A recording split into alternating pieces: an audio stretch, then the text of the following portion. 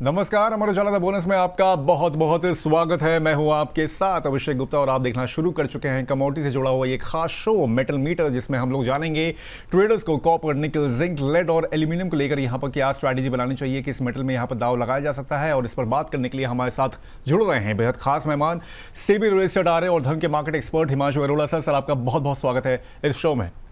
जी शुक्रिया, thank you so much. चलिए चर्चा शुरू करें उससे पहले एक बार देख लेते हैं कि मेटल प्राइसेस अभी क्या चल रहे हैं, अलग अलग मेटल्स में कैसा उतार चढ़ाव देखने को मिल रहा है। अगर देखें तो सभी मेटल्स पैक में आज जो है बढ़त देखने को मिल रही है, सदाबहार ग्रीन सब कुछ दिख रहा है। यहाँ पर कॉपर की अगर बात करें 1313 के आसपास यहाँ पर ट्रेड होता हुआ दिख रहा है, 0.16% की यहाँ पर हल्की सी बढ़त है। उसके बाद है निकल 1637 रुपए के आसपास, 0.25% तक के भाव इसके यहाँ पर पहुंचे हैं। जिंक जो है 0.36% तक यहाँ पर बढ़ा है और 375 रुपए के भाव इसके चल रहे हैं।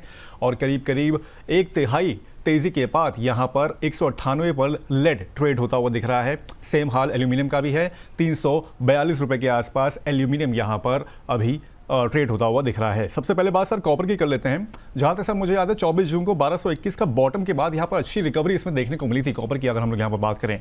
और अगर अभी देखें तो इसमें 1313 के आसपास अभी भाव इसमें चल रहे हैं। क्या लग रहा है सर, इसमें चार्ट में मोमेंटम बनता हुआ दिख रहा है और तेजी आती हुई दिख रही है इसमें? जी देखिए, हमें जो यहाँ पर तेजी देखने को मिली थी वो इस वजह से थी कि चिली का जो आउटपुट था, जो कंट्री है चिली, उसका जो आउटपुट था वो लगातार डिक्रीज होता जा रहा था। उसकी वजह से हमें यहाँ पर एक अच्छी तेजी देखने को मिली थी, काफी अच्छा पॉजिटिव आउटलुक था। Then apart from this market ने रेजिस्टेंस भी ब्रेक करना शुरू किया और यूएस सीपीआई का डेटा भी थोड़ा सा सॉफ्ट आया, तो उसकी वजह से फेड की जो हॉकिशनेस की एक्सपेक्टेशन थी वो भी थोड़ी कम हो गई, डॉलर गिर गया, यील्ड्स ड्रॉप हो गई। ये सारी चीजें थी इसने कॉपर को सपोर्ट किया। लेकिन अगर हम इस समय यहाँ पर कॉपर का चार्ट देखते हैं तो ये रहा हमारा कॉपर का चार्ट। इस जगह यहाँ पर एक थोड़ा सा जो एक चीज़ बदल रही है वो ये है कि अगर मैं यहाँ से एक ट्रेंड लाइन उठा के देखता हूँ सो ये मार्केट जो है इस समय अपने रेजिस्टेंस के आसपास थोड़ा बहुत स्ट्रगल कर सकती है। अब it will be very interesting to see कि मार्केट इस लेवल के ऊपर सस्टेन करती है या नहीं करती है। 1350 के ऊपर अगर मार्केट सस्टेन करना शुरू करती है, 1340-42 के आसपास का इसका हाई था, 1350 के ऊपर अगर कॉपर सस्टेन करना शुरू करता है तो फिर तो मुझे कोई डाउट नहीं है कि अपना ऑल टाइम हाई की तरफ ना सिर्फ ये जाएगा बल्कि उसको ये ब्रेक भी करेगा, क्योंकि यही लेवल फिर बाद में सपोर्ट का भी काम प्रोवाइड करेंगे। लेकिन अभी के लिए फिलहाल इस समय जो डेटा अवेलेबल है उसके अकॉर्डिंग और जो यहाँ पर कैंडलस्टिक बन रही है ये बहुत अच्छी कैंडलस्टिक नहीं बन रही है। इस लेवल के नीचे 1300 के नीचे अगर कॉपर सस्टेन करता है तो फिर मुझे लगता है कि सारे फंडामेंटल फैक्टर्स जो हैं वो धीरे धीरे ध्वस्त होते नजर आएंगे और उसी की नेगेटिव न्यूज़ आपको यहाँ पर देखने को मिलेंगी। 1300 का सपोर्ट जब तक मेंटेन्ड है तब तक बाय पोजीशन होल्ड रखी जा सकती है, लेकिन 1300 के नीचे अगर प्राइसेस जाते हैं तो यहाँ पर कॉपर में हमें दोबारा से नीचे के लेवल देखने को मिल सकते हैं, 1260 के आसपास के और 1230 के आसपास के लेवल्स यहाँ पर देखने को मिल सकते हैं। तो ऐसे टाइम पर सेल ऑन राइज वाली अपॉर्चुनिटी जो है वो ज़्यादा अच्छी रहेगी। इट इज़ अभी इस समय यहाँ पर डिसीजन नहीं लेना चाहिए, आज के दिन का थोड़ा सा वेट कर लेना चाहिए। अगर आज मार्केट शाम तक रात तक इसी तरीके से रहती है तो यहाँ पर मुझे लगता है कि ऊपर के चांसेस उतने कम होते जाएंगे। शाम तक या फिर यूएस मार्केट के ओपन होने तक अगर ये प्राइसेस यहाँ से ऊपर सस्टेन करते हैं और इसको अगर ऊपर जाना है तो वो अगले 1 से 2 दिन के अंदर यहाँ पर जाएगा। आज थर्सडे है, कल फ्राइडे है, तो फ्राइडे के आसपास अगर आपको यहीं पर क्लोजिंग होती दिखती है तो कॉन्फिडेंटली आप होल्ड कर सकते हैं। लेकिन अगर इसी तरीके से शूटिंग स्टार देखने को मिलता है तो यहाँ पर थोड़ा सा चिंता का विषय रहेगा। अपसाइड के लिए यहाँ पर हमें दोबारा से एक वीकनेस वाला साइन दोबारा से देखने को मिलेगा और वहां से फिर सेल करके अच्छे ट्रेड जनरेट किए जा सकेंगे। लेकिन आज का एक दिन जो है वो थोड़ा सा वेट करना चाहिए हमें यहाँ पर। सर जैसे कि आपने जिक्र किया कि चिली की कॉपर प्रोडक्शन में 15 से 20% की यहाँ पर गिरावट की बात की गई, ऑब्वियसली बात है कि सबसे बड़ा कॉपर का यहाँ पर ये सप्लायर है, तो उसका जो इम्पैक्ट सर देखने को अगर मिलेगा, क्या लग रहा है कि अभी जो प्राइसेस चल रहे हैं वो पूरी तरह से प्राइस इन हो चुके हैं? इसका इम्पैक्ट जो रहेगा, जो इस फंडामेंटल खबर का जो इम्पैक्ट है वो बस यहाँ तक है, उसमें बहुत ज़्यादा अब शायद उम्मीद नहीं है कि और इसमें इसकी वो रहेगी, योगदान रहेगा इसका? हाँ जी, देखिए अब यहाँ पर चिले की जो आउटपुट है वो इन जनरल डिक्रीज होती जा रही है। ऐसा नहीं है कि अभी लास्ट वीक कोई ऐसा अर्थक्वेक आया या फिर कोई ऐसी नेचुरल कैलेमिटी आई जिसकी वजह से आपका आउटपुट डिक्रीज हुआ है, क्योंकि अगर वैसा आउटपुट डिक्रीज होता है तो उस केस के अंदर आपका वो टेम्परेरी फिनोमिनन होता है। लेकिन यहाँ पर जब आउटपुट लगातार कम होता जा रहा है तो ये परमानेंट फिनोमिनन है। इसका मतलब इसमें लॉन्ग टर्म के पॉइंट ऑफ व्यू से कॉपर में कोई घबराने वाली बात नहीं है, लॉन्ग टर्म तेजी बनी रहेगी। हम यहाँ पर सिर्फ अगले 10 से 15 दिन की यहाँ पर बात कर रहे हैं। इन दिनों के लिए आपकी ये वाली जो कैंडल्स हैं ये इंपॉर्टेंट रोल प्ले करती हैं। बट जो आपने चिली वाला पॉइंट दोबारा से रेस किया है, क्योंकि चिली 50% के आसपास की प्रोडक्शन कंट्रीब्यूट करता है दुनिया भर के अंदर, तो उस पॉइंट ऑफ व्यू से अगर उसका आउटपुट लगातार डिक्रीज होता जा रहा है, माइनिंग एक्टिविटी डिक्रीज होती जा रही है, इस वजह से आपके कॉपर के अंदर स्ट्रक्चरली तेजी देखने को मिलेगी। मतलब आज से 2 महीने के बाद भी हम चिली के बारे में बात कर रहे होंगे, 6 महीने के बाद भी कर रहे होंगे, 1 साल के बाद भी कर रहे होंगे, और इन तीनों टाइम पे कॉपर के प्राइसेस हो सकता है आज के लेवल से ऊपर ही मिले हमें। लेकिन अभी के लिए 10 से 15 दिन की अगर हम बात करें तो ऐसे टाइम के लिए ये वाली कैंडल्स जो इंपॉर्टेंट हो जाती हैं। तो हम जो यहाँ पर शॉर्ट टर्म वीकनेस की बात कर रहे हैं वो सिर्फ अगले 1 हफ्ते से 10 दिन की बात कर रहे हैं, इससे लंबी यहाँ पर बात नहीं कर रहे हैं। और वो भी एक्चुअल वीकनेस तब आएगी जब 1300 के नीचे प्राइसेस सस्टेन करेंगे। अभी के लिए सिर्फ कॉशियसली यहाँ पर हमें ट्रेड करना है, एग्रेसिवली बुलिश नहीं होना है। अगर होना भी है तो 1305 1306 के आसपास मिलता है तो 1300 के स्टॉप लॉस से बुलिश होना है, और अपना ये जो ट्रेंड लाइन है इसी को रेजिस्टेंस मान के, इसी को टारगेट मान के काम करना है। बट हाँ, अगर आप लॉन्ग टर्म की बात कर रहे हैं तो वहां पर कोई घबराने वाली बात नहीं है। कॉपर के प्राइसेस यहाँ पे लॉन्ग टर्म में आपको ऊपर ही देखने को मिलेंगे। ठीक है, लॉन्ग टर्म में घबराने की यहाँ पर जरूरत नहीं है। कॉपर में प्राइसेस अपसाइड यहाँ पर देखने को मिल सकता है, लॉन्ग टर्म में अच्छी बढ़त इसमें देखने को मिल सकती है, क्योंकि कॉपर जो है थोड़ा सा बोला भी जा रहा है कि सिल्वर का सब्स्टिट्यूट भी है। हालांकि अब कई सारे फैक्टर्स हैं जिसकी वजह से इस पर इम्पैक्ट और भी होता हुआ दिख सकता है, लेकिन देखते हैं आगे चल के कॉपर में कितनी बड़ी रैली यहाँ पर देखने को मिल सकती है। चलिए बात कर लेते हैं थोड़ी सी जिंक की यहाँ पर। सर, जिंक भी जो है वो 378 के आसपास कल गया था, जो कि उसका मेरे ख्याल से हाई भी था, उसके आसपास यहाँ पर करीब इसके भाव पहुंचे थे। कैसा लग रहा है सर जिंक अगर देखा जाए, क्योंकि पूरे मेटल्स में अगर हम लोग यहाँ पर देखें तो जिंक में ऐसी चीज़ है कि मतलब वो अपने हाई पे भी पहुंच गया है, और उसके बाद भी मेरे ख्याल से और गुंजाइश उसमें दिख रही है आपको जिंक पे। जी जी जी, जिंक में कुछ चीज़ें बड़ी ही इंटरेस्टिंग हो रही हैं। पहला तो जी। अगर हम एक्स चाइना मार्केट की बात करें, मतलब चाइना के अलावा अगर हम बाकी सारी मार्केट्स की बात करें तो मार्केट में शॉर्टफॉल चल रहा है। यूरोप में स्कार्सिटी चल रही है। एशिया एक्स चाइना की अगर हम बात करें तो वहाँ पर भी डिमांड बहुत स्टेडी है और सप्लाई लगातार गिरती जा रही है।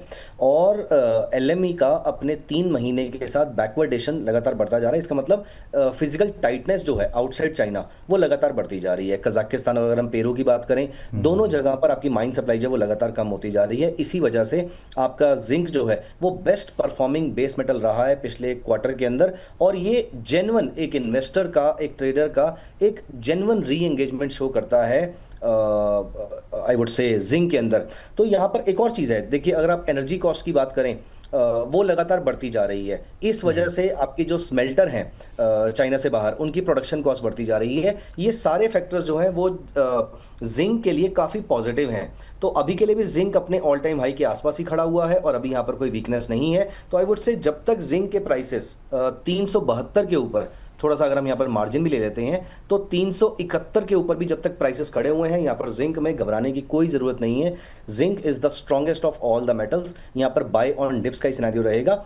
जितना आपको यहाँ पर बाय वाला एंगल देखने को मिलेंगे, उतने आपको सेल वाले ट्रेड्स देखने को नहीं मिलेंगे और सक्सेसफुल नहीं होंगे। प्राइसेस जब 371 372 के नीचे सस्टेन करना शुरू करेंगे, 371 372 के नीचे, वहीं जाके जिंक को बेचिएगा। उससे पहले आप जिंक में बाय ऑन डिप्स की सिचुएशन में ही या बाय ऑन डिप्स के ट्रेड्स में ही आप बने रहिए। यहाँ पर वही आपके लिए ज़्यादा फ्रूटफुल हो सकता है। बाय ऑन डिप की सलाह है यहाँ पर सर, लेकिन क्या लग रहा है कि जो अभी इसने हाई बनाया था उसके ऊपर जाते हुए देखेगा ये 378 के ऊपर? आई वुडंट बी सरप्राइज्ड कि अगर ऐसा चला जाता है, क्योंकि अभी देखिए यहाँ पर इसने बियरिश एंगल्फिंग बनाया जरूर है, यहाँ पर एक डोजी पैटर्न बनाया जरूर है, लेकिन इनमें से कोई भी सिग्नल ट्रिगर नहीं हुआ है। तो अभी तक के लिए आप मेरे से पूछे, जब तक प्राइसेस 372 के ऊपर चल रहे हैं तो मुझे ऐसा लगता है कि हाँ, ऊपर जाने के चांसेस 51% है कंपेयर टू नीचे जाने के 49%। और ऊपर जाने के चांसेस अगर मैं दिल से बोलूँ तो 70% से ऊपर है कंपेयर टू नीचे जाने के। तो प्राइसेस 372 के ऊपर जब तक है, अपसाइड ऊपर खुली हुई है। 384 तक के भाव भी हमें देखने को मिल सकते हैं यहाँ पर। चलिए ठीक है, जिंक की बात होगी। एल्यूमिनियम के सर कोई किराया चाहेंगे आपकी? सर, जून की शुरुआत में करीब 395 रुपये के आसपास इसके भाव चल रहे थे, वहाँ से दोबारा इसमें डिप डाउन देखने को मिला है।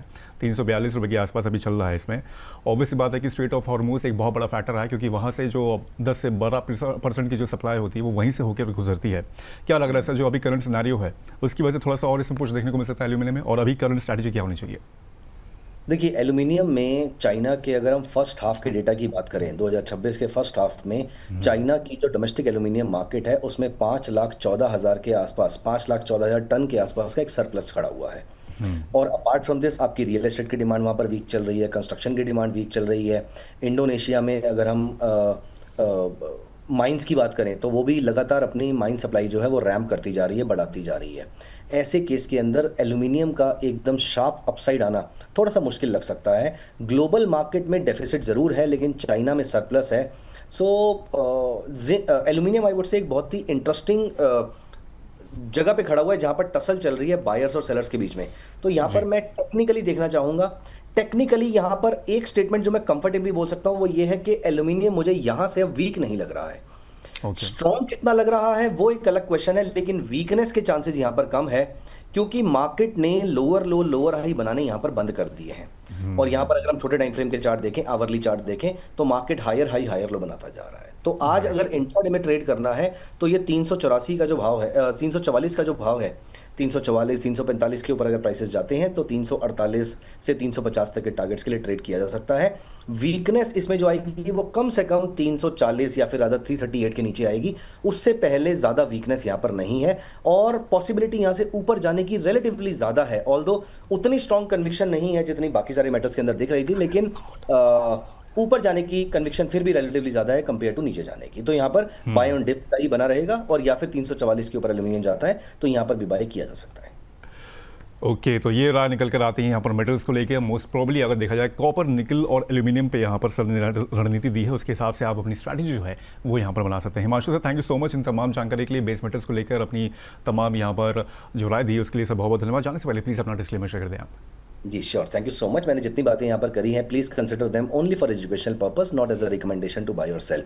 और प्लीज मेक श्योर कि आप किसी से भी रजिस्टर्ड रिसर्च एनालिस्ट से प्रॉपर ट्रेड लीजिए, स्टॉप लॉस के साथ ट्रेड कीजिए, और मेरी पर्सनली एमसेक्स में कोई भी पोजीशन नहीं है। Thank you so much sir for your time. Thank you.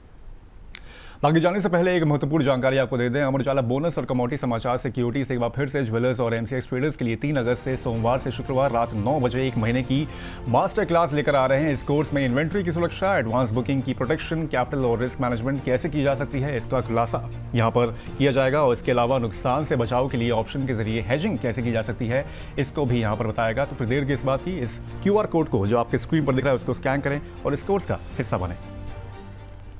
बाकी ये शो कैसा लगा हमें कमेंट करके आप जरूर बताएं। जल्द होगी आपसे मुलाकात, तब तक के लिए मुझे दीजिए इजाजत। नमस्कार।